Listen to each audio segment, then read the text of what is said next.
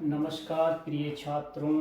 आज topic second अपना संख्या प्रणाली के बाद वाला टॉपिक है नवोदय का 18 जनवरी वाले एग्ज़ाम के लिए।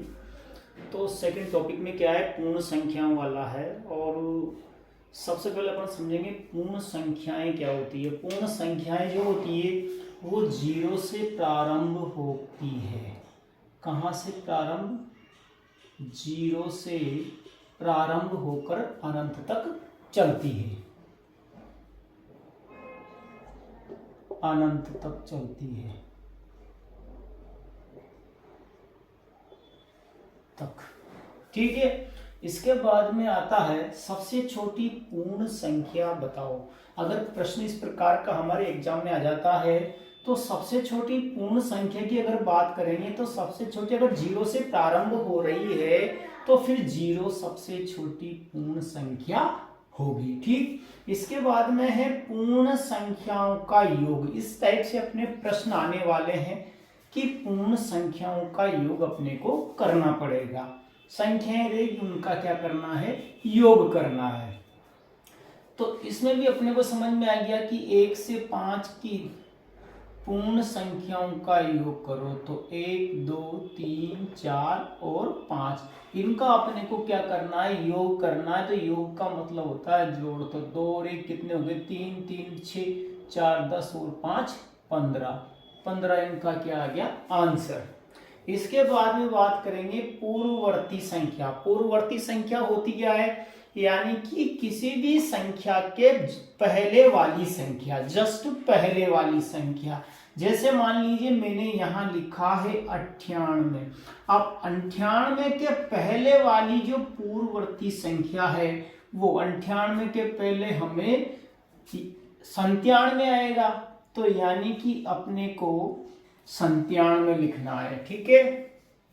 अगर मान लो बहुत बड़ी संख्या आ जाती है वहां परीक्षा में तो अपने को कुछ नहीं करना, केवल इकाई के अंक को उसके पहले वाला अंक लिख करके पूरी संख्या ऐसी कैसी लिख देनी है।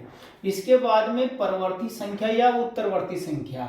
परवर्ती संख्या यानी कि बाद वाली संख्या। जैसे मान लीजिए इसी 98 के बाद में क्या आएगा वो संख्या अपने को इसमें लिखनी है। तो 98 के बाद क्या आएगा? 99।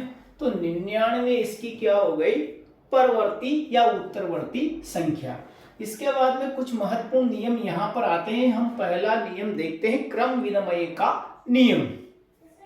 क्रम विनिमय के नियम में क्या है कि a प्लस बी, माना कि कोई संख्या a है, अपन ने 4 ले लिया a और b ले लिया 5, यानी कि a प्लस बी के यदि क्रम में बदलाव कर दे, यानी कि b प्लस a कर दे, यानी कि 5 प्लस 4 कर दे, तो क्या इनके उत्तर में कोई अंतर आता है?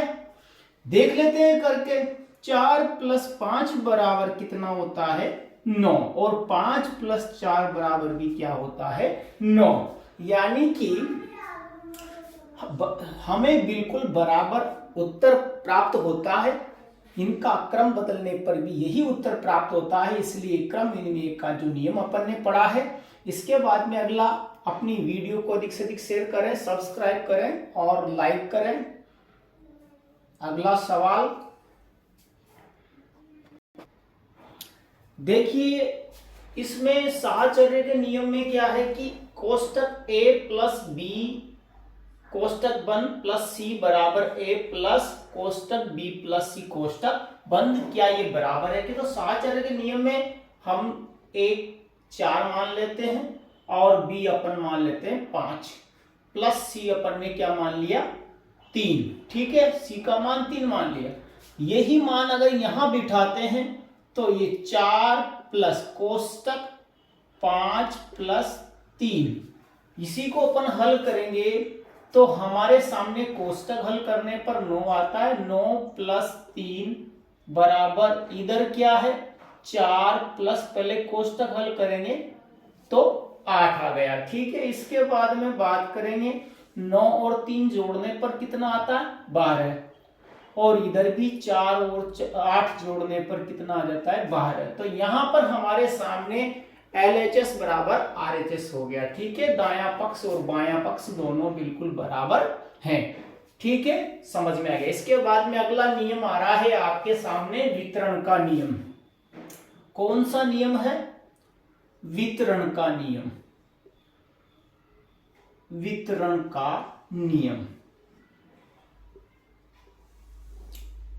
वितरण के नियम में क्या है कि जैसे मान लीजिए A कोष्टक B प्लस C, ठीक है, क्या बराबर है A into B plus A into C के। तो अपन ने क्या करना है, अपने को उसी प्रकार से 4 प्लस B का मान 6 मान लिया और C का मान अपन 7 मान लेते हैं, कोई 5 मान लो, कोई मान लो। ठीक है, अब इसी मान को अपने को रखना है। तो A का मान 4 था तो ये 4 रख दिया, इंटू B का मान कितना था 6, तो 6 रख दिया, और प्लस यहां पर A का मान जो था 4 रख दिया, और यहां पर C का मान कितना था 7, तो 7 रख देंगे। ये अपन ने यहां पर B का मान 6 करना है ना। अब अपन देखेंगे यहां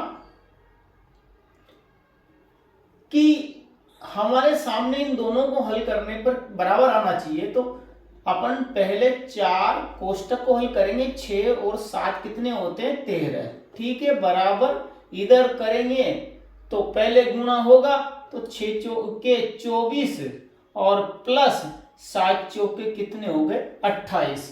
इसके बाद में बात करेंगे, यहाँ कोष्टक हटेगा तो गुणा में बदल जाएगा, 4 13 है ना, 4 इंटू 13। इधर क्या है कि 24 और 28 को जोड़ने पर कितना आता है 52, और 4 13 भी कितने होते हैं 52, तो 52 बराबर 52, यानी कि दायां पक्ष और बायां पक्ष दोनों बराबर है। वितरण के नियम से आप लोगों को समझ में आ गया होगा। इसके बाद में अपने यहां पर जो नियम हो जाते हैं, हम इसमें प्रश्नावली पढ़ेंगे, सवाल पढ़ेंगे। ठीक, देखिए सवाल पहला, संख्या 199 की पूर्ववर्ती संख्या होगी। तो पूर्ववर्ती का मतलब मैंने पहले बता दिया था आप लोगों को इससे पहले कि पूर्ववर्ती का मतलब इस संख्या के पहले वाली संख्या, यानी कि 199 के पहले क्या आएगा 198। लेकिन एक तरीका मैंने आप लोगों को बताया था कि इसमें जो इकाई का अंक है, हमें इस इकाई के अंक के पहले वाला अंक लिख दे तो अच्छा रहेगा। तो 1 9 और 8, 198 इसका क्या आ जाएगा आंसर। ठीक है, 199 की पूर्ववर्ती संख्या क्या होगी 198। ठीक, इसके बाद में अगला सवाल। अगला सवाल क्या है, देखो कि 13 की परवर्ती संख्या होगी। अपने सामने सवाल है कि 13 की परवर्ती संख्या होगी। अब 13 की परवर्ती संख्या, परवर्ती का मतलब क्या है बाद वाली, तो 13 के बाद क्या आएगा, 3 के बाद क्या आता है 4, तो 13 के बाद क्या आएगा 14। ये क्या होगी इसका आंसर। ठीक है, तो पूर्ववर्ती हो गई, परवर्ती हो गई। इसके बाद में सवाल नंबर तीसरा, जिस टाइप के सवाल अपने नवोदय में बन रहे हैं वो सवाल सब आपके सामने लेकर आ रहा हूं मैं, और इनको जरूर पढ़ें। इसके बाद में हमें क्या करना है, 90 की जो संख्या 90 है उसकी पूर्ववर्ती, ठीक, और पूर्ववर्ती और परवर्ती, ठीक है, पर पूर्ववर्ती और परवर्ती संख्या का योग करना है। क्या करना है बोलो, योग, हमें योग करना है भाई। तो 90 की पूर्ववर्ती क्या होगी, 90 के पहले क्या आता है 89, और इसके बाद में क्या आएगा 90 के बाद क्या आएगा 91, 91। इन दोनों का ही क्या करना है, योग करना है। तो योग करेंगे तो योग कैसे करना है, 9 और 1 कितना हो गया 10, 10 की क्या लग गई 0, हासिल लगा 1, 8, उसी 8 में 1 हासिल का जोड़ देंगे तो कितने हो गए 9, 8 में 1 जोड़े तो कितने हो गए 9, ठीक। और 9 और 9 कितने हो गए 18, यानी कि 180 क्या आ गया इनका योग, ठीक है। इसके बाद में सवाल नंबर चौथा। सवाल नंबर चौथा क्या है भाई, सवाल नंबर चौथा हमारे सामने आ रहा है कि 196 इंटू 6 प्लस 196 इंटू 4। ये वाला अपने यहां जो नियम देखा था वितरण का नियम, उस वितरण के नियम में इसको गुणा करना है। तो सबसे पहले अपने को क्या करना है, कॉमन अंक पहले लेना है। तो कॉमन का मतलब है जो प्लस के इधर भी आ रही हो और प्लस के इधर भी आ रही हो। तो कॉमन अंक क्या है इसमें, संख्या, कॉमन संख्या कौन सी है 196। तो 196 अपने को ले लेना है और कोष्टक अब जो बचा है 6 यहां है, इधर प्लस क्या बचा 4। अपने को सबसे पहले क्या हल करना होता है, सबसे पहले अपने को कोष्टक को हल करना होता है। तो 6 और 4 कितने हो गए 10। अब अपने को क्या करना है, कोष्टक को हटाना है। जैसे अपन कोष्टक हटाएंगे तो ये जो कोष्टक है वो किस में बदल जाएगा, गुणा में। अब इनको हम गुणा कर लेंगे। तो एक बात मैंने पहले भी बता दी आपको इससे पहले वाली नंबर सिस्टम वाली वीडियो में, कि अगर मान लीजिए जीरो वाली संख्या आती है 100, 10, 1000, 10,000 जितने भी आते हैं, उनमें जितनी जीरो लगी हो आगे जो भी संख्या है जिससे अपन गुणा कर रहे हैं उतनी ही उसमें क्या लगा देते हैं, जीरो लगा देते हैं। तो अपने को यहाँ पर 196 में कितनी जीरो लगानी है, 1 जीरो लगानी है। ये इसका क्या आ गया आंसर, ठीक। इसके बाद में अगला सवाल, इस सवाल में अपने को क्या करना है, वही वितरण के नियम से गुणा करेंगे।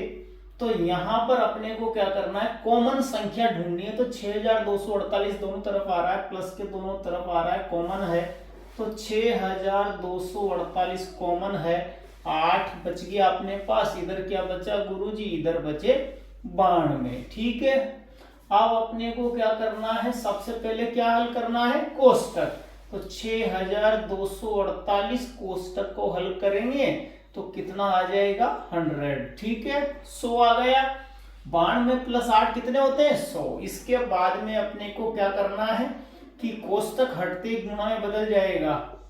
तो जैसे कोष्टक हटाया गुणा में बदल गया।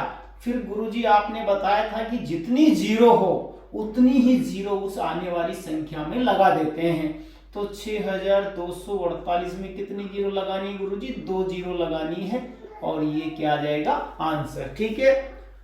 इसके बाद में मेरे हिसाब से इस प्रश्नावली में सब कुछ भी नहीं है, इसलिए आपको बिल्कुल भी चिंता करने की जरूरत नहीं है। ये प्रश्नावली इतनी ही अपने को सीखनी है, इसी में अपना नवोदय में सिलेक्शन हो जाएगा 100% पूर्ण संख्या वाले टॉपिक में। इसके बाद में अपनी अगली वीडियो जो आएगी वो अगले टॉपिक की रहेगी अपने, और अगला टॉपिक रहेगा अपना लघुत्तम समाप्त प्रत्यय और महत्तम समाप्त वर्तक, ठीक है। तब तक के लिए बाय, और अधिक से अधिक सब्सक्राइब करें चैनल को, लाइक करें और शेयर करें। प्लीज सपोर्ट करें आप लोग, आप लोगों का लाड प्यार हमारे साथ बना रहेगा। हम अच्छी अच्छी वीडियो आप लोगों के लिए लेकर आएंगे। और ये रीट के एग्जाम के लिए L1 के लिए भी बहुत इंपॉर्टेंट है, इसलिए अधिक से अधिक शेयर करें। Thank you.